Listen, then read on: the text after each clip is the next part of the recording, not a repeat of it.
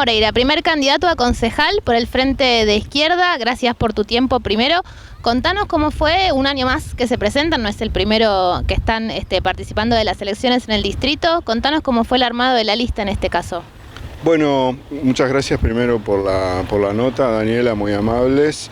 Mira, nosotros nos presentamos ahora, como vos bien decís, por segunda vez en el distrito, pero bueno, somos una fuerza nacional. El Frente de Izquierda está presente en prácticamente todo el país desde 2011 y en particular en Exaltación, bueno, nos venimos estructurando y nos presentamos ahora nuevamente en estas elecciones, confiando en que los trabajadores van a tomar nuestras propuestas, nuestras iniciativas, porque bueno, nosotros somos una organización de lucha, de luchadores, y armamos una lista de luchadores y luchadoras del distrito de Exaltación de la Cruz, trabajadores, trabajadoras, incluso algunos compañeros y compañeras también desocupados de los barrios, y nuestra intención es justamente llevar las demandas de los barrios populares, de los trabajadores del distrito, a los lugares donde, bueno, nos corresponda o nos toque estar, pero no somos una fuerza política que aparece nada más durante las elecciones. Nosotros somos una fuerza que nos venimos organizando en el distrito, que venimos organizando el polo obrero, que venimos organizando las demandas de los barrios populares, que venimos poniendo en pie también el Partido Obrero, y en ese sentido para nosotros las elecciones son un espacio más de la lucha política que venimos desarrollando durante todo el año. Contanos quién te acompaña.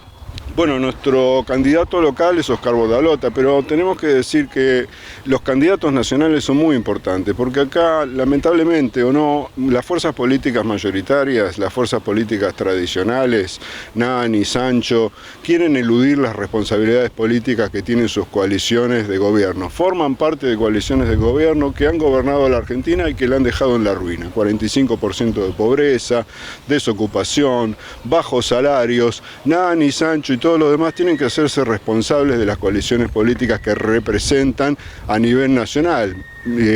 No está de más decir y recordar que, bueno, Nani llevó a Alberto Fernández a la presidencia, a Cristina y a Massa, que son los que vienen hundiendo al país de la mano del Fondo Monetario. Lo mismo Sancho, con Macri y después con Vidal, es decir, no pueden eludir esa responsabilidad política. Por eso nosotros colocamos muy fuertemente nuestra campaña nacional y también nuestra campaña local. Vamos con Gabriel Solano, con Vilma Ripoll, con Alejandro Bodar, candidato a gobernador, y después toda nuestra lista local.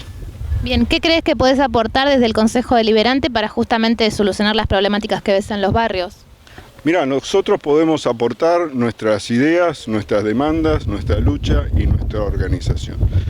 Nuestro aporte, porque a las críticas tenemos propuestas para cada una de las situaciones que vemos que se viven en los barrios, para la desocupación. Para empezar, por ejemplo, el Estado municipal es uno de los principales empleadores de trabajadores asalariados en el distrito y es uno de los principales precarizadores. Por supuesto, Nani no puede hablar de aumento de salario cuando tiene a los municipales con salarios de hambre. Tampoco lo podría hacer Sancho, porque viene de la mano, por ejemplo, de Patricia Bullrich, que va por el recorte de los derechos de los trabajadores y demás. Nosotros vamos a levantar todas esas demandas, pase a planta de los trabajadores municipales, salario igual a la canasta básica, una recomposición de salarios generales y después todas las necesidades inmediatas, ineludibles que necesitan los barrios abandonados de la periferia, porque acá hay una clase política que es representante de los intereses de las clases sociales acomodadas.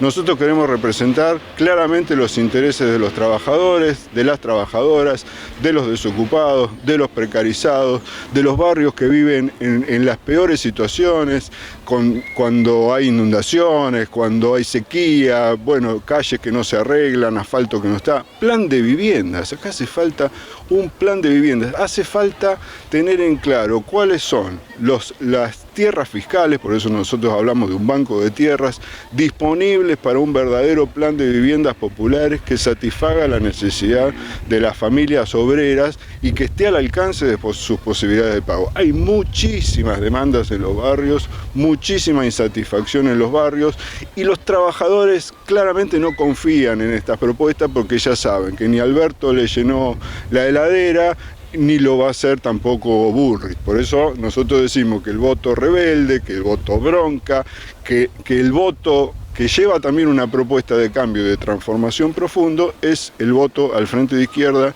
es el voto a nuestra lista.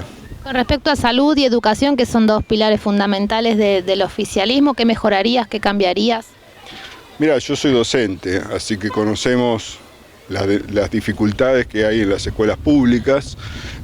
Las escuelas públicas necesitan reparación. Esto se vio en los momentos, digamos, donde hizo mucho calor, bueno, enormes dificultades para poder dar clase en un aula con más de 30 alumnos, en algunos casos, sin ventilador, sin condiciones. Se ve cuando recrudece el invierno, los alumnos pasan frío, es decir, hace falta inversión realmente en la estructura escolar y hacen falta escuelas. Yo, por ejemplo, vivo en Sakura.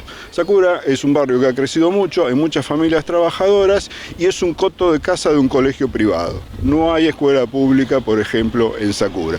Faltan jardines, es decir, falta una inversión de fondo en la educación pública, desde ya los salarios docentes, ¿no?